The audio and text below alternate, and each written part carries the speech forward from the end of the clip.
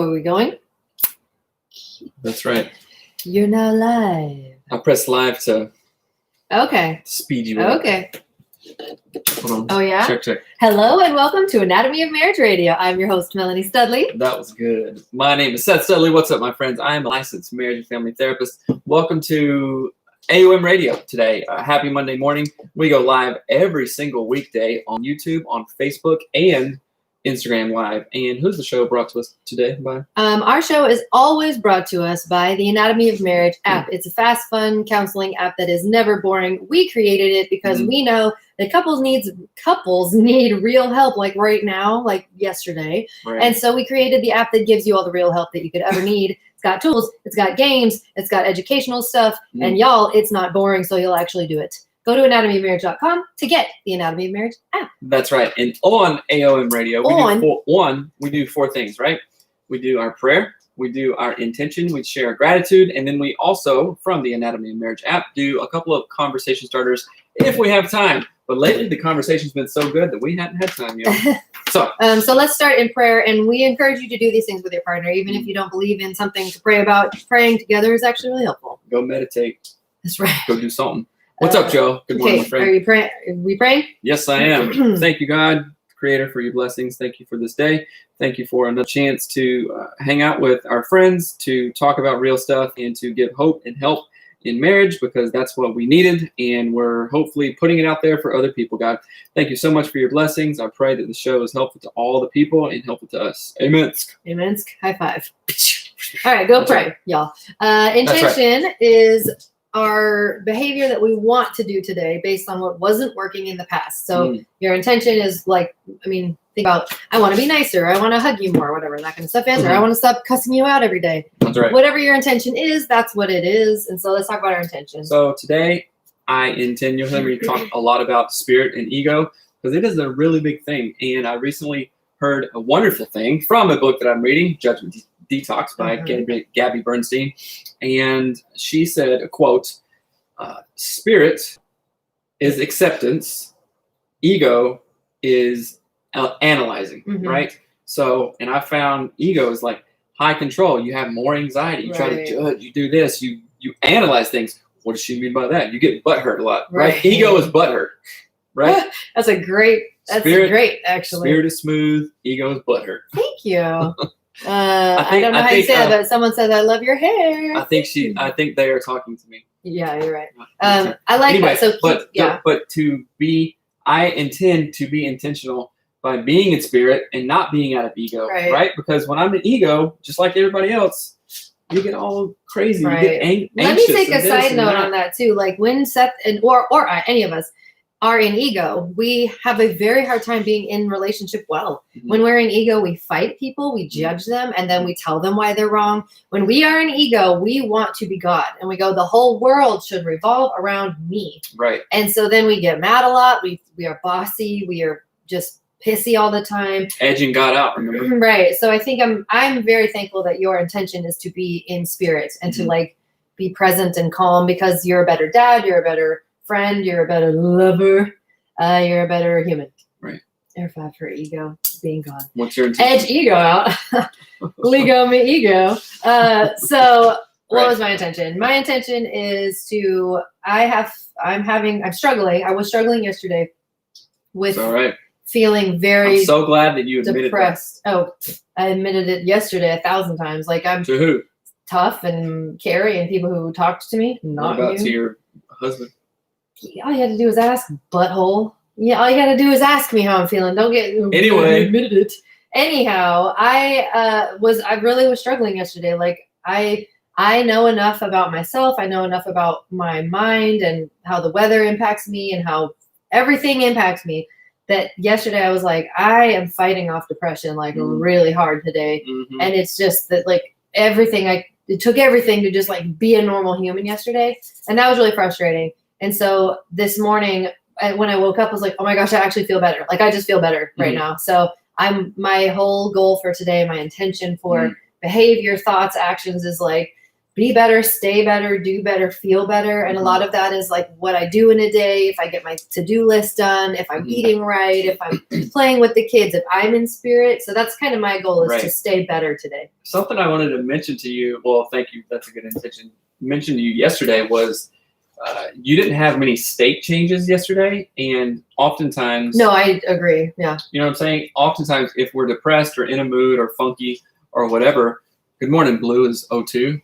Blue Isis, O2, sorry. Blue is O2. Blue Isis, sorry. I can't never read. But anyway, we talk about state change. Change your state, you change your mind, right? And the truck outside, that was weird. And anyway, what I'm saying is, so if you follow Tony Robbins, he changes the state every single day. He jumps in a cold dip of super cold water, which I do as well. And he also does breathing techniques to physically change his actual body. And then guess what? Your mind will follow that. And yesterday you were just like, oh, I'm so hot. And it was, kind of sucky yesterday and stuff. What are you doing? Trying to get a picture of Doug. Keep talking. And I just noticed you weren't doing much, right? I don't think you exercised. You didn't stretch. You didn't do yoga. Right. You definitely didn't cool down your body, like take a cold shower or do the cold dip kind of thing. And I even suggested, I was like, come to us with the lake. Come to the lake with us or whatever. And I had multiple state changes yesterday, and I was good, although I still felt like it was a funky day. But anyway, come on now. Yeah, anyway, state changes are good. And change your state. So I would encourage you to go jump in the cold dip for 2 seconds. Sure. So love it. Awesome. My intention today is to stay healthy and happy and positive. So I need you teaching me right now. Anyway, change your state, change your mind. I love that.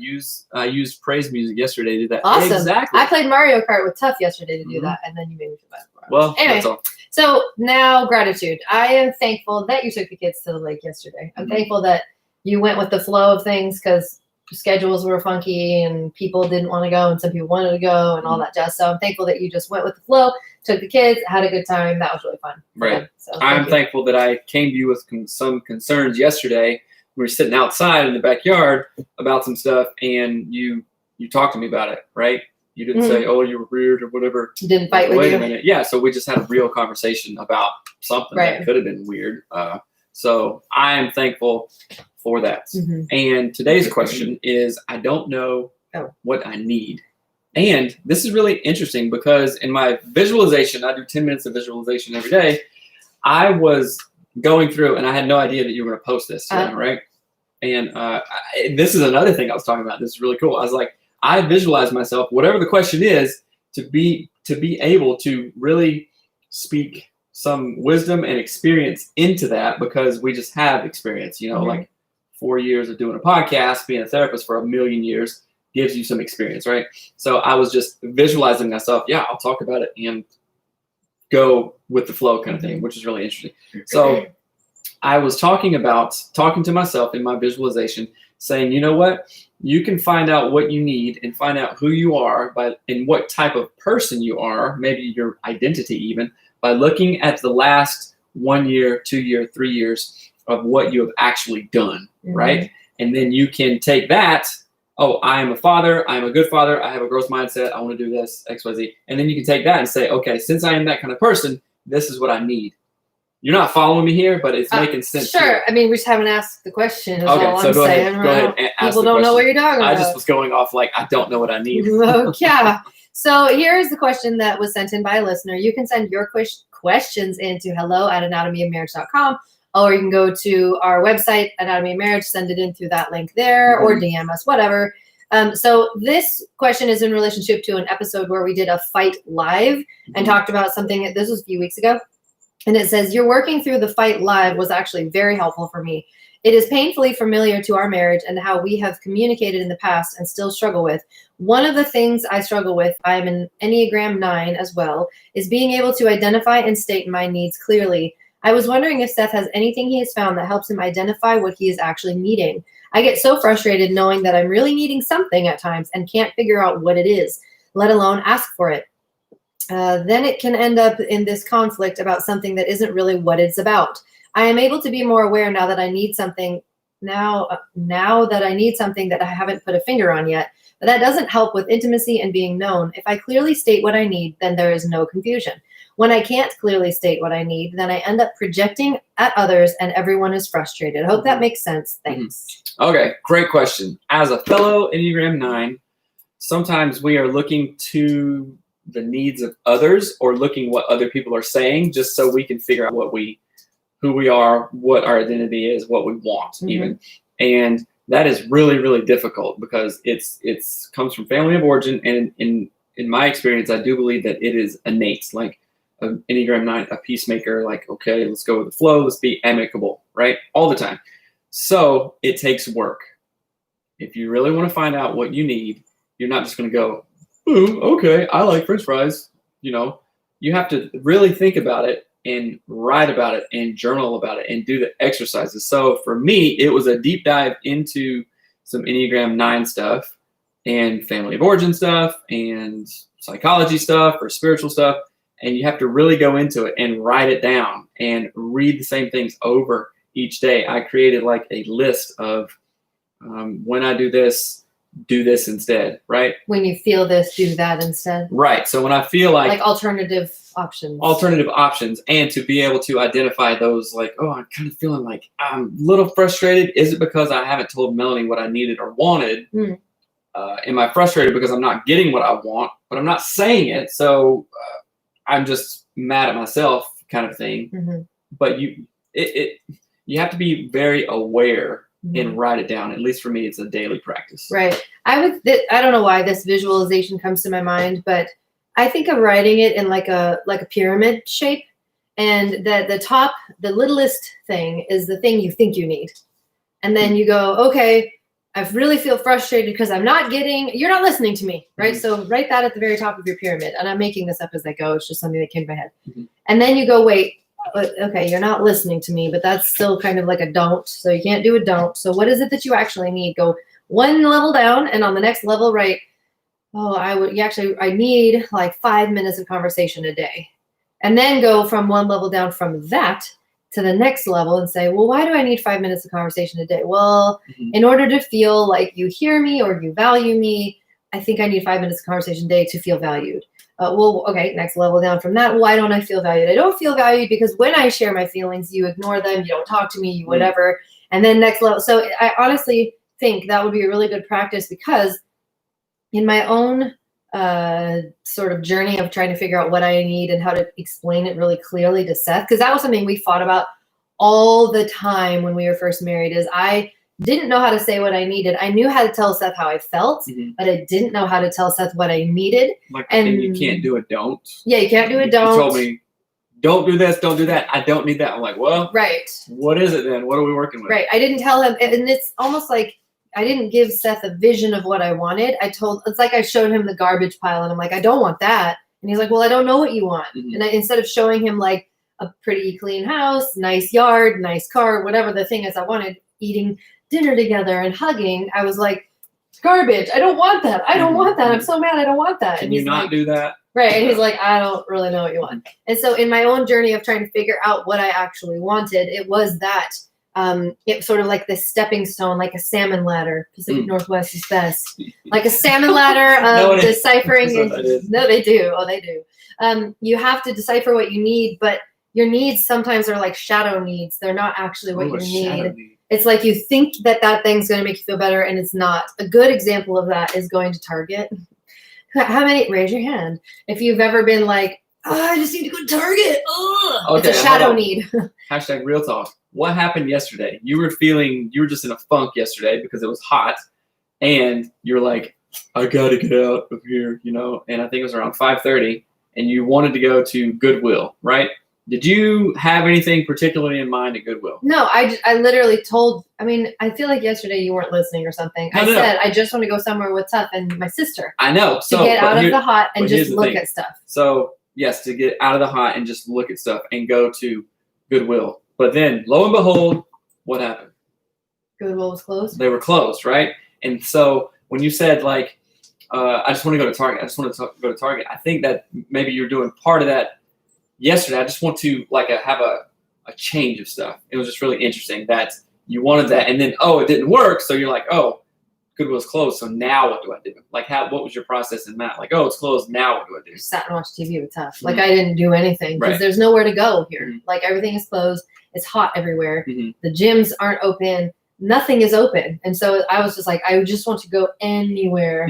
And that is slightly different because I didn't actually think if I bought something at Goodwill, I would feel better. I just was wanting to stand in a cold space and walk. Right. Because I wanted a state change. You should have gone to Costco and stood in the like freezer section. Right. It says there is never a reason to go to Goodwill, but the treasures to be found are so exciting. Right. Ooh, that Aaron, is good. We love Goodwill. Yeah. But yeah, so that is one thing where I had to figure out. So like, again, the Target shopping thing, I, for years, this is something that my family does. Like, you shop, that's what you do. You just go and shop. You don't need anything, just go spend a bunch of money. And I get this, like, I'm so mad at everything. I just want to go buy something. Right. What is that called? Well, it's a coping skill. But it's called something. It's a distraction. It's a, what do you mean? It's got a funny name, something therapy. Retail therapy. But so then I realized, like, this isn't healthy, and I'm buying crap I don't use, and I don't like what I'm coming home with, and this like a weird pattern. And so I had to literally dismantle the I want to go to Target sentence and be like, wait a minute, put that at the top of my pyramid. Why do I want to go to Target? Because I'm feeling stressed out. Well, why am I feeling stressed out? Because my kids don't clean their room. That makes me think I need a new container from Target. Do I need a new container? No, I don't need a new container. So it's like this tier, salmon ladder of whys to get to the actual need behind it. And a lot of times that need has absolutely nothing to do with the channel that it kind of emerges from. Right. It's the thing beneath the thing beneath the thing. Beneath the thing beneath the thing. It's way down there. Sometimes in a fight or in your own self-identity or like, what do I want? I don't know what I need. And when I say as an Enneagram 9, you have to really actually go in and do the work it's like going to the gym. And you're like, oh, Seth, journaling is way easier than going to the gym. But for some people, it's not, because I've sat there and just, I don't know what to write. Right. I have no idea. Like Stephen Pressfield will talk about the resistance, right? Where you have to wake up and decide that you're going to beat that resistance every day because it's going to be there every single second. Right. But the more you beat it, the easier it gets. It never goes away, but the easier it gets, right? And there's been times when I've, wanted to look and discover the thing behind the thing behind the thing. Sit there. What am I going to write? Thank you, God, for blessings. Thank you. Bunch of bullcrap. It's pretty. Yeah. Obviously, that's fine. But if I have found myself writing that more often than not, and I even in my own brain go, Seth, what are you doing? You're writing the same stuff. Get real, man. Get real. Right. So then I just start writing out stuff, and later when I read it, it's really helpful, and it helps me get behind the thing, behind the thing, behind the thing, and really identify, hey, what do I need? My needs are no less different than yours. You're just way better for some reason at stating them. I use my mouth. Oh yeah, like sexologist Shamira, use your mouth. Well, let me say something really quick though, too. In this conversation about not stating my needs or not knowing what you want as an Enneagram 9. So being married to someone who doesn't state their needs is really annoying. Like, I state my needs all the time. I say what I do like, what I don't like. I just say it because why the heck not? I say it, don't spray it, but I'm not trying to be mean to anybody. But when you're married, so this is the way that I look at it. Every single day, I let Seth know what's in and what's out, like what I accept and what I don't accept, what's in and what's out, what I like and what I don't like. So you leave your shoes on the thing. Can you not leave your shoes there? Please don't do that. That's out. I don't want your shoes there. Put them in the shoe container, right? So I tell him little by little every single day. And this is what I think of. Like, think of a long chain. Like, think of a really, really 2 chains, like a giant gold chain. And every day, like, think of what are those things, the bracelet people wear, charm bracelet. You're adding on a little charm of what you do or do not like every single day so that your spouse can look at that chain and go, oh, yeah, they don't like the shoes here. I'm going to put them away. Oh, they do like it when I put the dishes in the sink, right? So however, there's more don'ts than do's. Then your charm bracelet is just like, oh, don't do that, don't do that. Here's the thing. Your charm bracelet for me is empty. And then what happens is you put all the charms on at one time on one chain thing. And so it's like a ball of things and I can't decipher any of it because you don't tell me what you want. You don't tell me what you don't like, what you do like, what you need, what you don't need. And even in the conversation of, like I said this in the past, I don't have bad sex. Mhm. You're like, well, I do Mm. because I don't tell you what I need. And I'm like, well, that's not helpful. Mhm. Because from my perspective, it's like, if you just told me when it was a little tiny trinket that you could put on that charm necklace, Mhm. I could understand it. I could Mhm. do it. I could see it. I could acknowledge Mhm. it. But you wait until you're angry, and then it's all like a knotted necklace, and you like clip it on. You're like, Okay, so this is really interesting because maybe for Enneagram 9 or like people who communicate in styles that I do, when I get to the point to tell you what I need, I really, really, really expect you to keep that front and center. I can't. Kind of thing. It's But everything it's all like the trunk, No. the contents of the trunk of your car. No. But I mean, not just do it in like fire hose method, but like do it daily, like you kind of tell me. And then for Enneagram 9s, at least my understanding or perspective of it, if I tell you like what I need kind of thing, I really expect you to do it. And when it doesn't happen, I'm like, okay, I told her, but now what do we do? Kind of thing. And it's interesting. It's really confusing. It's very weird. It says, See, you just say it's very weird. That doesn't make sense. It's weird because you have so much energy. You have so much, what is the word? There is an energy that you have around worrying about other people that steals your actual presence from the moment that you're in. So you can tell me what you do or don't like. Whether or not I do or don't do it is not the issue. It's you told me, all right, here we go. Right? But you go, oh, well, I told her, well, she didn't do, oh, she's mad. Right. Oh, well, Right. now I'm mad at her. Like it's Right. this weird drama just all inside of your head that everyone else is like, can we just go get like taco time now? And you're like having a whole thing. This is nuts. Let's see. Okay, Bill says it's hard for Enneagram 9 to figure out what our needs are. Bill, you're an Enneagram 9. We need to talk. To figure out what our needs are, because our needs are so entrenched in fulfilling the needs of others. Others? Question mark.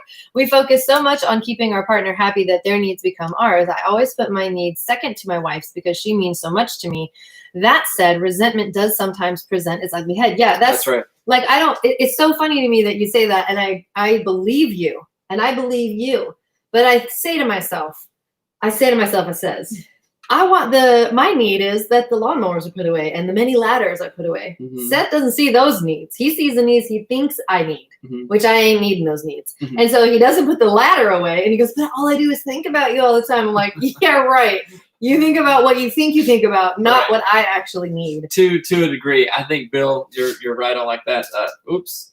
Somebody says, I tell my husband all the little things at a time, and he feels like I'm micromanaging and criticizing, and I want to do what he needs, but it's not easy to figure out what that is. Well, how about this? Sometimes you can figure out what other people need by not telling them what you need all the time. Like this Nine does not. So hold on. I tell my husband the little things at a time, and 2, he feels like I'm micromanaging, right? So if you feel micromanaged or criticized, you're going to not really be open because I think this has happened to us. Because if you're saying, oh yeah, I just say what I need, all the time, right? When I say what I need, sometimes there is some criticism in there and some micromanaging. Well, and Aaron says a 9 does not like conflict, avoid at all costs. Exactly. And if you tell me what you need, it doesn't mean I'm going to agree with it. I'm not going to be like, oh, your needs, all of them, got it. I'll be like, I don't care. Like I might just be like, sorry, so do you see how the cycle would go then? Sure, but that doesn't mean I'm not saying. I think that's rude. I think you're being rude. Rude? I do. I honestly do. Because if I'm telling you what I need and stuff, and you're like, well, okay, yeah, maybe I'll do it, maybe I won't. That's not, in my understanding, that doesn't sound very respectful, or it's not going to get you what you want. Because even just now, you say, well, I don't care. Then guess what I'm not going to do? I'm not going to tell you what I need, and you're going to be like pursuing, like, why don't you talk to me? Why don't you emotionally connect? Because that's what you want, right? Mm-hmm. You want to emotionally connect with me, right? What are you thinking? What are you doing? What are you? I don't know. But if I tell you those things, and you're like, oh, I might do them, I might not, but don't get butthurt about them. I'm like, well, okay, that really doesn't bring connection. So guess what?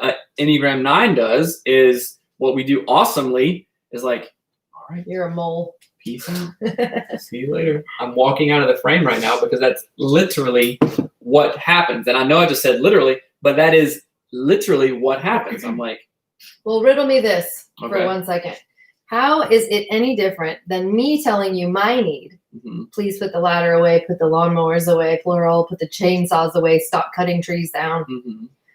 And you don't do those either. Mm-hmm. How is it any different? I'm not allowed to withdraw and walk away because if I do that, I've hurt you even more. Hmm. So it feels like to me, an Enneagram 9 is very sensitive. And so then the rest of us are like, I've got to pretend to be really attuned to this thing while you also ignore what I've requested. So it doesn't feel any different. It just feels like I'm dealing with someone who can't handle emotions. That's how it feels. I'm not saying that. I'm saying that's what it feels like. Right. So Enneagram 9 isn't a type that can't, a super unhealthy, I guess, can't handle emotions. But I'm also doing multiple other things that you have asked me to do, things that you need. And like, okay, yeah, the super long list, the ladder and the lawnmower just hasn't gotten done yet. You understand what I'm saying? Again, I go back to, I think you prioritize. Is putting the ladder away a deep emotional need that you like really thought about and like struggled with and said, should I tell him? Should I not tell him? Should I tell him? Should I not tell him? That is definitely not something that's not your thought process. But for Enneagram 9, there's nothing that I tell think that way about. Exactly. Ever. But you have to understand Enneagram 9s do think that way, right? Oh, no, I want this need, whatever it is, emotional, physical, sexual, relational, absolutely any kind of need. I go, should I say it or should I not? I don't want to cause conflict, but what about this? I can take care of it myself. But that's not the right thing. That's not the right thing. Okay, bring the need to you. Hold on, no, bring the need to you. So there's a lot of emotional labor that I think, what's your type? 7? That you don't even think of. You're just like, need, whoop, oh my gosh, and you throw it out there, right? But for a 9, it's like, need, go back and forth. Don't need it, I can do it myself. Don't need it, want it, do it myself. Resentment, I should do it, I should do it, I should not do it. It's actually this whole process, right? And you're gonna say, well, live in ego, not in spirit, or live out of ego. And I get that. That's what I'm working on. So when I come to you with a need, it's like a big deal, right? For it's all okay. I'm not gay and don't have a lot of experience with that, with being gay, right? Because I'm not. It's almost like coming out of the closet. It is a big deal. Like if all my friends were gay and they knew it, but I didn't come out yet and said, you guys, I'm coming out. And they were like, yeah, duh, everybody knows. Right. How would that make that person feel? Well, they'd go, what? This is the biggest thing in my life. I've experienced that so many times with my friends. Right. We're like so excited. I'm coming out. I'm gay. I'm like, duh, all of us knew. Yeah, no, I mean, people know, sure. Right, but I'm giving that analogy, right? So when you say, yeah, I don't care, you are like the gay crowd that's like, yeah, everybody knows, and I don't care. So, but you're not understanding, well, I don't know, but you're not understanding the amount of emotional labor, the back and forth. Should I come out? Should I stay in? Oh my gosh, this is the biggest thing. And when it is dismissed like that, which again is a big thing in my family boards, and like being dismissed, that's how I grew up, and like, wow, it's super frustrating, right? That absolutely is not, no way in H is going to bring me closer to you when I do all this emotional labor to come out of the closet. And you're like, well, yeah, sure, I know. You understand what I'm saying? Yeah. And it's not that you have to do an emotional, a huge amount of emotional labor, or like I'm an emotional baby. It's like, oh, this is something that was really thought out, debated upon or deliberated for a long time, and then for you to be flippant like that is just like, all right, thanks, but no thanks. But here's, don't just turn and look at the phones. You do that every time I talk, and it's driving me crazy. Because I don't. Want to hear what I have to say. I'm afraid of what you have to say because I don't think you will agree with me or I will feel heard. And what is the fear in that? Let's talk about that. What does it matter if I agree with you? Is my agreeing? I don't think you have to agree with me. Oh, I do think I have to agree with you. If I don't, you are not happy. And that's my issue. It's not about what the problem is. It's not about your thought and you finally said it to me and it's this and that and it's so important and you don't even care and you dismiss it. It's your inability, I believe, to be in a place of we don't agree. And that's no big deal. Like, we don't agree on much more than you realize because Right. I don't say it to you because I know you can't handle it. Mhm. And I don't mean that in a patronizing, like, you're a baby, but I know that there's no good reason for me to tell you Mhm. a large portion of the things that I think and feel because it will only dis-center you, like uncenter. You'll be like, well, nothing matters. Ugh. And so I'm like, well, I just won't even say that. Mhm. And I have no problem disagreeing with people. Mhm. I don't care if I agree with people. I don't hate them because we disagree. I don't love them because we agree. People Mhm. are all different. I don't care. But that's where I Mhm. think you differ. When somebody doesn't see things exactly how you see them, Mhm. you feel like it's dangerous, it's a challenge, it's somehow unhealthy, Mhm. they're the wrong one. No, I think that it's not. So probably every single listener that is watching us right now, I have things that I would completely disagree with them on, right? Mhm.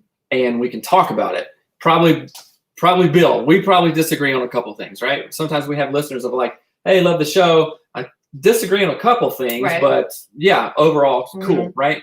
So in that, that's fine. I'm not averse to disagreeing with people. What in this highly emotional relationship, it's a marriage, so it's supposed to be like in a good way, not like Mhm. emotionally volatile. I'm not saying that.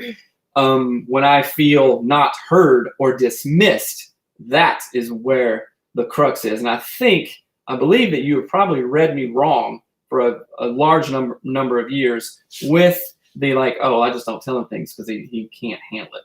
Well, that's not it. But I think if we can feel heard and at least listened to and seen and acknowledged and not dismissed, right? Like not dismissed. I disagree with tons of people at work, my own clients, everything, disagree, right? With my own parents, all this stuff. But when I don't feel heard and feel dismissed, that's when I'm like, all right, peace out. I don't need this in my life, But right? what's hard But about hold on. But it's I guess it's a feeling of some sort of level of lack of respect there. Like earlier, I don't know, probably 15 minutes ago, when you said, what did you say? You said, what was it? You were like, sure, tell your feelings. I don't care. I'm like, oh, okay, that's dismissive. That's not feeling heard. That's not feeling seen. And you have a tendency to do that. Mhm. And it just so happens that that's a big, huge thing for me, like Mhm. being dismissed, like not heard, not listened to. And it's not like I'm an emotional baby at all. It's like, you know what? People that dismiss me and don't listen, I am better than that. And I'm not going to put up with that. I'm serious. I'm not going to do that. And unfortunately, that's a trigger for me. And unfortunately, that's something that you do really well. Well, it's You very understand? hard for, like, I don't feel personally attacked in that statement, but I Mhm. think it's the thought behind that is, if you do not agree with me, Mm-hmm. see you later. That to me is the beginning of very unhealthy interactions with the Mhm. world. That's Mhm. like what that to me is not healthy. And Well, so I think that's where a lot of our world is right now, right. right? With the division and all this stuff. But no, I'm not saying, I know that we have fundamental differences in beliefs on Why a does your couple of phone things. do that? I don't know why the phone, So I want to see weird. what Bill says here. Can I just read these for a minute? So, because I said, Hold on, so truth says so we you are go up. overthinkers. Okay, hold on. When we finally come out and ask for a need to be met, it's really something we want to be fulfilled. When it's rejected, we just go back into our cave and feel resentment. We go out of our way to complete our spouse's needs. So when you reject our requests, it's like, why even ask? Right. And in fact, we've had a lot of arguments when I said I should just have not said anything. Why even did I bring this up? Right. And it also feels when our sevens ask for a need to be met, if we don't meet them, we have to deal with the aftermath. Yeah. Because, yeah. I feel that Melanie is dismissing your thoughts about this. I'm also a 9. All the 9s think the same. Was there another one? I don't think so. Yeah, I think it says Adina, we are overthinkers. Right. So this is maybe, I don't know. I want you to be open to what other 9s are saying. It might help you understand me more. It seems like the issue is dismissal, not disagreement. Yes, 100%. Somebody says, I love this so much. I don't, because it's uncomfortable. So you're welcome. It says this is maybe an older comment. It says, men think we women read their minds, especially a 9. If my 9 husband has a conversation in his head with me, then we're rolling out with a plan that I have no clue what's going on. I use words too much. That is exactly how I feel. I feel, and even Dr. Tina said that to you one time, that just because you've thought about something a lot does not mean you've said a single word to anyone. Right. And maybe this is the better way to say it. So, and I do hear what you guys are saying. It's what was the word? Dismissal versus disagreement. So even in the long chain idea and putting on little charms of what your needs are, what I think would even be more helpful is pre-need thoughts. If you were to say, instead of saying, oh, I've thought about this for 100 hours. Oh, what do I do? What do I tell her? Oh, she's going to get mad. She's going to dismiss me. Instead of that, you tell me your pre-contemplation. Like, I was thinking about if we got a truck the other day. I don't know. I was just thinking about it. And leave it there. Because then it defuses. It sort of, it takes away the, like, is this a life or death? It takes away the potential speed of it. So I agree with Brene here, and I'm going to read it again. Men think women read their mind. Men think we women read their minds, especially a 9. If my 9 husband has a conversation in his head with me, then we're rolling with that plan, and I have no clue what's going on. Right. So tons of times, and this is a part when I talked about, hey, journaling and know yourself, that do the work for a number 9 that has to do these things. One thing that's really helped me is I can think of something and go, oh yeah, this, and actually think about it all day, and then bring it to you thinking it's a great plan. And you're like, what are you talking about? That's not that great. So I immediately feel dismissed, not listened to after all this emotional labor. So I have caught myself in a real practice is, okay, if I have an idea, first of all, write it down to get it out, and then maybe just bring it to Melanie, or just do the own work myself and go, I'm not going to spend any much emotional labor on this until I just tell Melanie. And then she'll say, that's wacky. Or like, yeah, that's right. kind of It's cool. Almost like it would be better if there was a list that you had that you just, like when you do your morning journal stuff. There is. Like I created that, remember? You ain't shared it with me. I have. It was a long time ago. But I need it every single day. I moved to a different list. That's what I'm saying. Like, it would be helpful if you're like, this thought is in my head, even if it's the first day it's ever been in your head, or it's the 90th day, to diffuse. It's like, it's literally just to diffuse or disperse that idea out. Because I think what happens is, like Brene is saying, you have this idea in your head, you have these conversations with yourself, you have all of this energy wrapped around it. Think about why it would make sense and why it would be good. And you've thought out everything, except you haven't brought it to anyone, especially not me.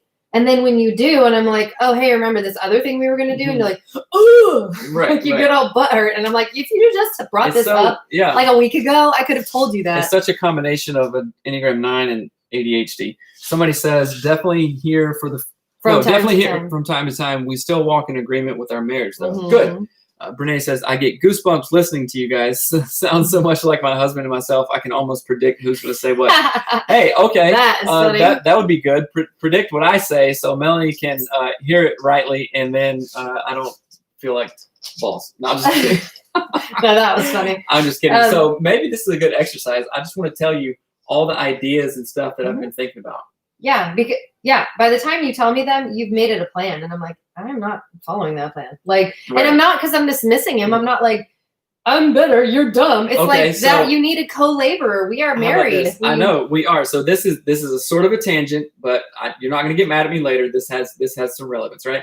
So I invested $500 in a stock and got in super low, right? And it has improved. Well, we made a lot of money off of it, right? Not a ton of money, but that was a good choice. So now a thought came to me when I was like meditating and stuff. And I was like, you know what? Predicting the future and this and that, I guarantee that these two stocks would be a sure kind of win. And then I started researching them, and I want to invest some money in them. That's an idea that I have, right? And then an idea also is to get a truck. And the idea is to build a house here. And the idea is to have 2 New York Times bestsellers, you and I, and we tour those and help a lot of people on those. Why did you share all that? Because you're just telling me your thoughts. Yeah, I'm just getting it. I'm getting it out, like saying it. So I don't do a lot of emotional labor. So you're just having a normal conversation live.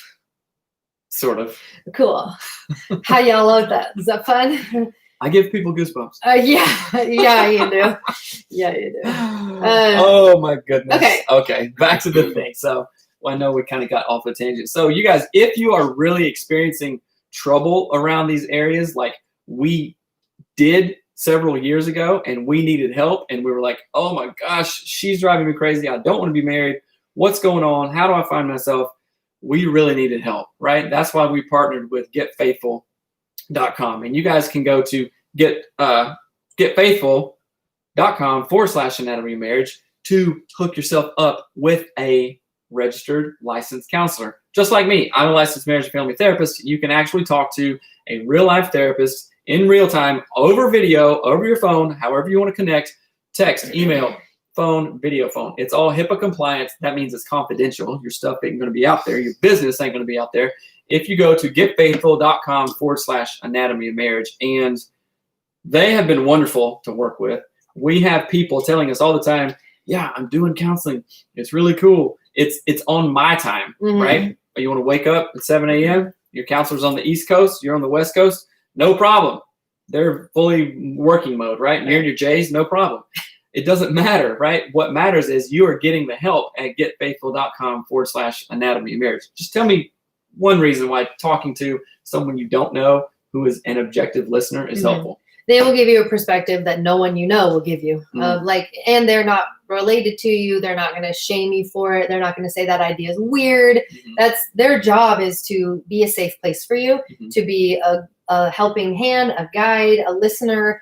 Their job is to point you to like resources and books and anything that will help you to heal. And people you know ain't going to do that. Your friends aren't going to do that. Your mom's not going to do that. Right. Your auntie, your uncle. There's too much baggage. There's too much baggage there. So when you do go to getfaithful.com/anatomy of marriage, say, hey, Joe, how's it going? And you guys check in, you talk about your stuff. And so we really want you guys to go there. You guys are going there and you're getting the help. So thank you. And if you found yourself getting the help you need doing counseling, you're over this hump, your wounds are kind of mended, and you're like, you know what, let's keep this momentum.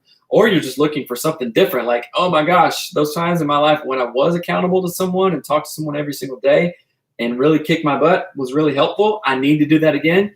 Then coaching with me and Melanie is for you. Why is it for you? Because we have daily check-ins, you guys. We have weekly video chats that identify your goals, keep you in touch with us, and say, hey, brother, hey, sister, you said you wanted to do this. I'm helping you. I'm keeping you accountable. So if you have any questions, email coaching@anatomyofmarriage.com. Yes. So do you need to leave right now? Let's do some questions. Hold on. First, Brene says, if you want to go for a walk, ask Mel if she would like to go instead of getting halfway through and wondering why she didn't come and being hurt because she isn't there. She didn't know about it. That is really good. I love analogies. I learned in that way, and that is a great analogy. It is a great analogy. I'm a mile down the road. I'm like, oh, where's Mel? Oh, you didn't listen to me. You don't even love me. That is a really good point. Thank you for saying that. Okay, so here is a conversation starter from the Anatomy of Marriage app. You can go to anatomyofmarriage.com and snag the app and use the conversation starters for yourself. So this is in the just for fun category in conversation starters, and it says, I'm going to make this for today. What is your theme song for today and why? Get on up. Holy cow. Get on. That's the first song that came to my mind. Is that like a 70s song? Yeah, it's just like a R&B song. So get on up. Right. Do it. It's a good song. I'm going to look that up and listen to it. Get on up. I kind of feel like, what is that song I love so much by Cardi B that I sing all the time with kids? I feel like that's my theme song today. Blame It on the Juice? No, that's not Cardi B. Oh, that's Lizzo. I think of it. What is it? Just sing it. Diamond District in the Jag. I like it like that. Oh, right. Okay. I like it like that. So that's your theme song? Yeah. Certified, you know I'm gay. Get on up. If anybody knows the get on up, please put it in the notes so I don't forget about it. Okay. All right. Next one. What is a question that you've never asked me but have wanted to ask? Oh, geez. That would take me a long time to think of. I know. We've asked each other more questions than we haven't asked. Let's do this one instead. I'll answer this one for you. James Brown. Thanks, Bill.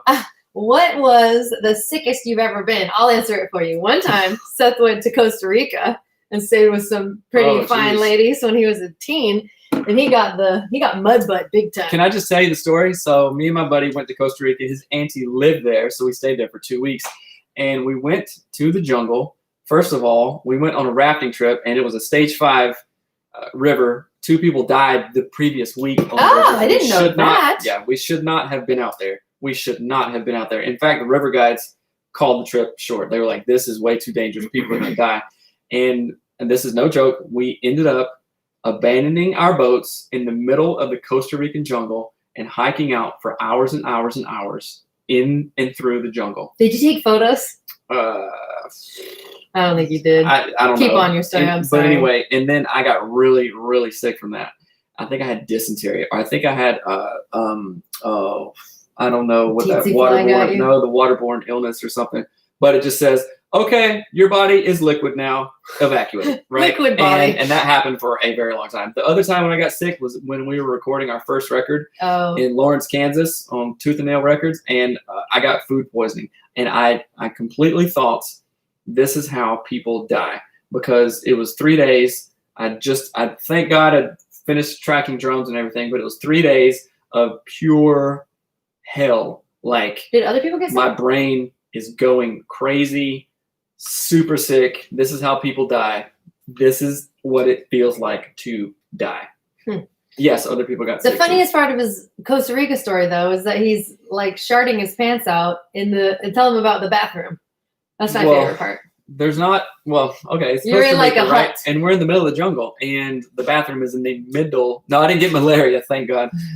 The bathroom was in the middle of the tiny hut we were staying, and it had no ceiling. It had and, plywood walls. Yeah, so it was And just, the walls it didn't was go to embarrassing, the ceiling, right? so it was and like and we were like there with other people that we knew, and they were like pretty and Costa Rican and all this stuff, so it was embarrassing. it was fine ladies that Seth wanted to impress, Right. but the mud butt wouldn't persist. No, it wouldn't. It Okay, wouldn't what stop. about you? I'm trying to think. I think I maybe think- when you were in the hospital and had like radioactive medicine. I had so Put many. I think maybe the sickest. Sick is a weird way to say it because I've been really injured before. Right. I fell off. I got in a. So hold on, that's not sick. No, but I'm gonna say it. It's really fun. I fell off of my deck when I was a kid. Like there was a swing. We had a really dangerous deck where my dad built it, and a swing would go off the edge of the deck, and you'd be like 15 feet in the air. And I fell off of it when I was a kid, and I fell straight onto a truck with a railroad tie sticking out the back. And so like a giant log, and I landed right on my stomach, and my spleen exploded into my body. And so it ruptured my spleen, which is really bad because your spleen is just like blood, right? So I was internally bleeding really, really badly. And my parents drove me to like one hospital, and then they took me in an ambulance to Seattle. And by the time I got there, they're like, oh, we're going to check if you have any internal bleeding. And they stuck a needle literally in my abdomen. I watched it, and blood just shot everywhere. And they're like, oh my gosh. And they immediately took me in for exploratory Internally bleeding surgery. and all this stuff. Yeah, Right? so now, here's the fun part. I have accessory splenules all over my internal organs. I have spleens growing everywhere. Like I have spleens on my stomach and my intestines and all over, which is not a great thing. But it's kind of a fun story. And all the doctors are like, whoa, that's so cool. So I don't have one spleen. I have like 45 spleens, and they're all over. But I think the sickest I've ever been, well, my appendix was really bad when my appendix ruptured. But when I was sick after the miscarriage was horrendous. And they Right. thought I had cancer because of my splenules. But I was, I literally was like dying. And I had to get IVs. I was in the hospital. And then they gave me a radioactive injection. Die. Ugh, they gave me the wrong one, you guys. Ugh, it's stupid to think about. But I've been sick lots. So, anyhow. All right. Thank you. Somebody says, cool shirt, Seth. Sorry, Millie. Thank you. Cool shirt, Seth. The one thing about COVID is there's no touring bands right now, right? And I go on a Monoarth website and say, oh, okay, when are they touring? Well, they're touring in 2020 in Europe. 2021 in Europe. So, you guys will have a special guest on the You show. gotta go higher up, baby. There's this, Oh, hi, it's Nina. our doll. Nina is visiting us. Good morning, Nina. Why don't you pop in there, baby? Oh, there's one. AKA There's a kid. one. So, all right, guys, love you. Thank you. We will. Oh, there's Oh, Maria and Maria Callas. Callas. Here she comes. Nina Maria Callas. So, all right, guys, we love you. Brittany's husband is obsessed with them. Oh, They're Mhm. such a fun band. They're good. And so if you listen to the lead singer, he is so chill. He is absolutely not who he persona on stage. He's like, yeah, when I'm not on tour, I drink He's tea like in a my garden. winery or something. Right, in Sweden. So okay, stop being awesome. All right. We Awesome, love Mama. y'all. Yep, we love you guys. Catch you tomorrow. We will bring it. And thank you. Remember, go to getfaithful.com/anatomy of marriage if you need any kind of counseling at all. And if you are beyond counseling, want to step it up a notch, email us at coaching@anatomyofmarriage.com, and I will jump on the phone with you, or Melanie will jump on the phone with you. All right, guys. Awesome. Oh, somebody says miscarriage. Is there a podcast talking about that? Yes, we do have an episode about that, and we're going to do another one about it. So I just received a question about it, but we do have a podcast episode about miscarriage specifically, because mine was really terrible. So we'll talk about it. I'll put it in the questions this week because I haven't done them this week yet. So that's right. All right. We love y'all. Bye. Bye. Finish.